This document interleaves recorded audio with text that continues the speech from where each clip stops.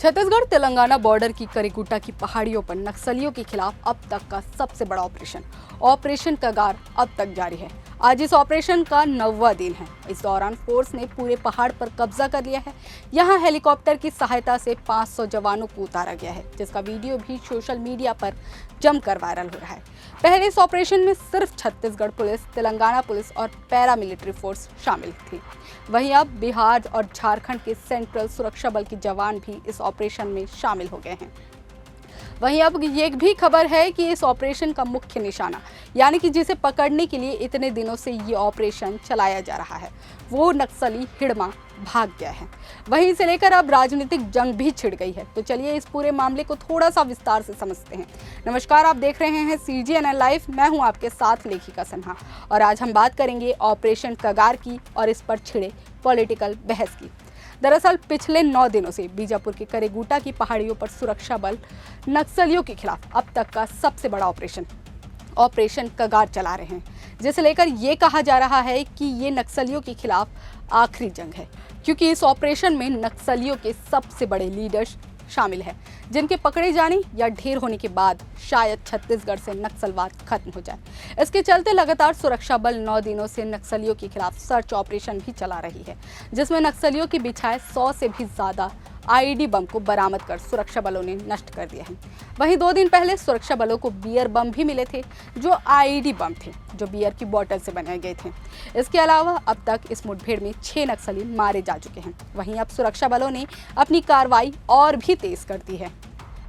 सुरक्षा बलों ने करीगुट्टा की पहाड़ी पर पूरी तरह कब्जा कर लिया है और अपनी संख्या भी बढ़ा दी है।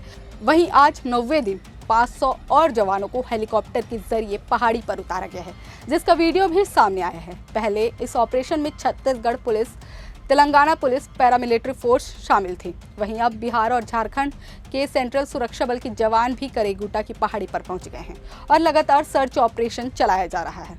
इससे नक्सली डरे हुए हैं। लगातार वो पत्र जारी कर युद्ध रोकने की मांग कर रहे हैं। 28 अप्रैल को भी नक्सलियों के केंद्रीय कमेटी के प्रवक्ता अभय ने एक पत्र जारी कर इस ऑपरेशन को रोकने की मांग की थी। साथ ही आरोप लगाया था कि इस ऑपरेशन के नाम पर निर्दोष आदिवासियों की हत्या की जा रही है। इसके साथ ही तेलंगाना के पूर्व CM ने भी इस ऑपरेशन को नरसंहार बताते हुए ऑपरेशन रोकने की मांग की थी। इसके बाद तेलंगाना शांति वार्ता के सदस्यों ने तेलंगाना के CM रेवंत रेड्डी से भी मुलाकात की और नक्सलियों और सरकार के बीच शांति वार्ता करने और ऑपरेशन को तत्काल रोकने के लिए मांग की। इसके बाद CM ने उन्हें आश्वस्त किया कि वो पार्टी के बड़े नेताओं से चर्चा कर इस मामले में पहल करेंगे। लेकिन अब इस ऑपरेशन ने नया मोड़ ले लिया है और छत्तीसगढ़ में भी पॉलिटिकल जंग को छेड़ दिया है, क्योंकि इस ऑपरेशन का मुख्य बिंदु हिड़मा भाग गया है। जी हां, सूत्रों से मिली जानकारी के अनुसार ये इशारा हो रहा है कि हिड़मा करीगुट्टा की पहाड़ी से उतरकर भाग चुका है। बता दें कि पिछले 5 दिनों से पहाड़ के ऊपर नक्सलियों की तरफ से कोई भी हलचल नहीं हुई है। इसके अलावा जो IED ब्लास्ट हुए हैं वो भी पहाड़ के निचले हिस्से में ही थे। वहीं तेलंगाना की ओर से घेराव कमजोर होने के कारण हिड़मा तेलंगाना के जंगलों में उतरकर भाग गया है और मौके से फरार हो गया है, जिसे लेकर प्रदेश में पॉलिटिकल बहस छिड़ गई है। पूर्व मुख्यमंत्री भूपेश बघेल ने छत्तीसगढ़ में चल रहे नक्सल ऑपरेशन पर सवाल उठाते हुए कहा कि करीगुट्टा पहाड़ में अभी कितने नक्सली हैं और कितने नहीं, अगर नहीं हैं तो निकल कैसे गए। अभी तक एक भी नक्सली का वीडियो फुटेज क्यों नहीं दिखा है? कहीं ऐसा तो नहीं कि सरकार ने फर्जी सूचना पर जवानों को झोंक दिया है? इसके साथ ही उन्होंने शांति वार्ता के लिए लिखे जा रहे पत्रों पर भी सवाल करते हुए कहा कि हम भी चाहते हैं कि नक्सलवाद खत्म हो, लेकिन सरकार को हमारे सवालों का जवाब देना होगा। देखिए, पहले तो ये स्थिति है कि पहलगाम के घटना के पहले तक के पूरा श्रेय गृह मंत्री लेते हैं। अब जब से पहलगाम की घटना हुई है तो गृह मंत्री जी बैकफुट में है और यहाँ के मुख्यमंत्री को सामने किया गया। वैसे यूनिफाइड कमांड के अध्यक्ष तो मुख्यमंत्री ही होता है, लेकिन अभी तक के उसको हाईजैक कर लिए थे गृह मंत्री, केंद्रीय गृह मंत्री। अब वो बैकफुट पे। सर, IB के प्रमुख भी आए हुए हैं, तपन देखा, वो भी हाई लेवल मीटिंग ले रहे हैं नक्सल ऑपरेशन को। अच्छी बात है, लेकिन बताएं पहलगाम में चुप क्यों हुई? पहलगाम में 28 लोगों की मृत्यु हुई तो इंटेलिजेंस फेल है कि नहीं है ये बताएं। और अभी जिस पहाड़ को घेर के बैठे हैं उसमें नक्सली कैसे निकल गए, वहाँ थे कि नहीं थे, थे तो निकल कैसे गए, और अभी है कि नहीं है ये भी बताए। हमारे जवान डिहाइड्रेशन 40-50 लोग डिहाइड्रेटेड हो गए। अभी तक पहाड़ के बारे में वो गुफा पर दिखा रहे हैं आप लोग, नक्सली नहीं दिखा रहे हैं। तो क्या गलत सूचना का आधार पर पूरा घेराबंदी किया गया? और यदि थे तो अब कहाँ हैं? क्योंकि 1 सप्ताह हो गया घेराबंदी की। भीषण गर्मी में 45 डिग्री टेम्परेचर में वहाँ लोग रह रहे हैं, वहाँ तो कुछ भी नहीं है। तो पहाड़ तो छोटा मोटा पहाड़ तो है नहीं, तो बिल्कुल तेलंगाना और छत्तीसगढ़ की सीमावर्ती है। तो उस पार तेलंगाना है, इस पार छत्तीसगढ़, कम से कम वो 60-70 किलोमीटर लंबा होगा वो, है? हाँ, तो 2-2.5 तो मैं कम ही बता रहा था, ज़्यादा है।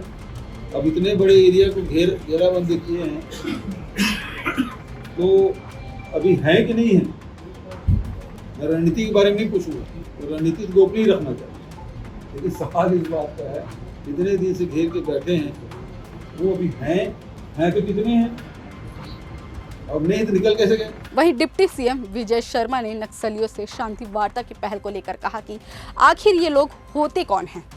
कौन है ये लोग? दाल में जरूर कुछ काला है। नक्सली बताए उनकी तरफ से कौन बात करेगा? बस्तर में कई बड़ी घटनाएं हुई हैं, तब ये कहाँ थे? कई बड़े हमले के बाद वार्ता के लिए क्यों नहीं आए? कई ग्रामीण और कई नेता मारे गए, तब क्यों नहीं आए? वहीं उन्होंने कहा कि छत्तीसगढ़ के आदिवासी मारे गए तो पीड़ा नहीं हुई, लेकिन आज कार्रवाई में उनके सभी बड़े लीडर्स फंसे हुए हैं और अपनी जान बचाने के लिए अब शांति वार्ता की बात हो रही है। ये लोग कौन हैं एक प्रश्न है, और ये लोग तब कहाँ थे एक और प्रश्न है।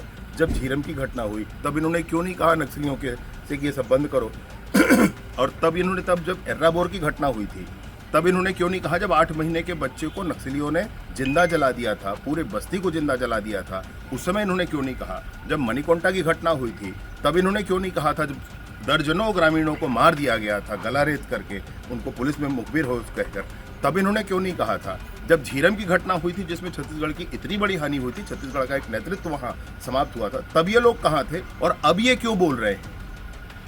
अब ये क्यों बोल रहे हैं? और ये हैं कौन बोलने वाले? जिनको बात करना है, चर्चा करना है, वो करेंगे। ये क्यों बात करेंगे और इनसे क्यों बात की जाए? ये कौन होते हैं बोलने वाले? मसला ये है कि कहीं दाल में काला है, कहीं दाल में काला है। जिनको कहना है वो चिट्ठी छोड़ करके घर बैठे। अरे भाई बताओ, आप बोलो, आप चर्चा करो, आप डिक्लेयर करो कौन बात करने वाला है आपकी तरफ से। और नहीं तो ये सब बातें बिल्कुल गलत है। कोई दबाव नहीं होगा, कोई दबाव नहीं होगा। बस्तर के पीड़ित जाकर के राष्ट्रपति महोदया से मिलकर आए, और उसके बाद मैं आपसे ये बात कह रहा हूँ कि आईडी ब्लास्ट से जिनके पैर उखड़ गए उनका क्या हुआ? उनके लिए कौन तब इन्होंने क्यों कुछ नहीं कहा? जिनको आज भी आईडी ब्लास्ट से जानवर मारे जा रहे हैं, नागरिक मारे जा रहे हैं, जवान मारे जा रहे हैं, तब ये क्यों कुछ नहीं कहते हैं? आज ये 300 की संख्या में हम समुदाय और समितियां और व्यक्तिगत ये सब, ये एकदम गलत प्रोपेगेंडा है, पूरे देश को गुमराह करने वाला। सर एक मिनट सर, इसमें क्या है कि इन्होंने पहले कई लोगों को मौत के घाट उतारा, अब आज इनको अपने मौत दिख रहा है सामने। इसमें भी फर्क है, सुनिए मैं आपसे कहूं, इसमें भी फर्क है। और फर्क ये है कि जिस समय तक 400 अधिक, अब इस सरकार के बनने के बाद लगभग हमने 400 नक्सलियों को, वर्दीधारी शस्त्रधारी नक्सलियों को मारे। इसमें जब तक बस्तर के आदिवासी रहे तब तक इनको पीड़ा नहीं। आज जब तेलंगाना वाले जब फंस रहे हैं तो इनको पीड़ा हो रही। मसला इसमें भी है भाई, इनका दुराव इसमें भी दिखता है। आप एक बार सोच कर देख लें इस बात को। जब तक यहाँ के लोग बहुतायत में 8-10 लोग हैं जो तेलंगाना आदि क्षेत्रों के हैं जो मारे गए हैं इन 400 में, बाकी तो यहाँ के हैं, तब तक इनको पीड़ा नहीं रही। आज पीड़ा हो रही है, आज ऐसे नहीं होता है। ये जो मानवाधिकार या समाज सेवक की बात करते हैं, जो क्या इनकी कोई साठगांठ लगती है माओवादियों के साथ? क्या इनके ही द्वारा मानवाधिकार का तो नाम इनको नहीं लेना चाहिए, भारत के संविधान का नाम इनको नहीं लेना चाहिए। जो भारत के संविधान को न मानकर बंदूक रखकर बंदूक की नली से सरकार बनाना चाहते हैं, उनके साथ ये किस तरीके से बात कर सकते हैं? उनके साथ ये कैसे भारत के संविधान का उल्लेख कर सकते हैं? ये कैसे कह सकते हैं भारत की सरकार को कि भारत की सरकार हमारा संविधान है, देश की रक्षा होना चाहिए? ये बिल्कुल स्पष्टता है इस बात पे। कोई एक प्रोपेगेंडा जो इनका चल रहा था वो बंद होता नजर आएगा। मैं आपको स्पष्ट कह रहा हूँ, और मैं नहीं सोचता हूँ कि बस्तर के लोग शांत होंगे। जो बस्तर की जनता है, जो बस्तर के नक्सल पीड़ित लोग हैं, जरूर इस पर बोलेंगे, मुझे पूरा विश्वास है इस बात पर। खैर, इस पूरे मामले पर आपका क्या कहना है कमेंट करके जरूर बताएं, और वीडियो पसंद आया हो तो लाइक शेयर करें, साथ ही चैनल को सब्सक्राइब करें। धन्यवाद।